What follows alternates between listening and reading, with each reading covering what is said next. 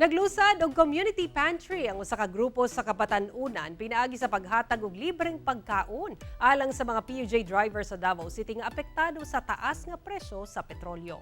Sa pahayag sa Youth Advocates Pro People Transportation Network ubo sa Konsensya Davao nga nakuha sa GMA Super Radio Davao, sukad April 1 karong tuiga, giablihan among programa pinaagi sa bayanihan sa mga volunteers nga buot-tabangan ang sektor nga labing apektado sa nasinating krisis. Sumala ni Marilu Engreso ang tigpamaba sa grupo nga una nilang gisuta ang suliran sa mga driver sa syudad ug nasayod sa kalisod sa sektor. Ilabi na nga kadaghanan kanila dunay pamilya ug anak nga gipaeskwela.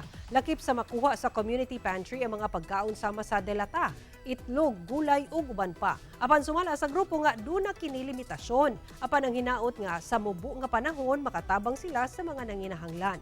Nanawagan sa bang grupo ngadto sa mga hingtungdan nga muhimo pa og dugang lakang aron makatabang o matabangan ang sektor ug himuong sumbanan ang maong inisyatibo sa mga kabatan-unan sa syudad.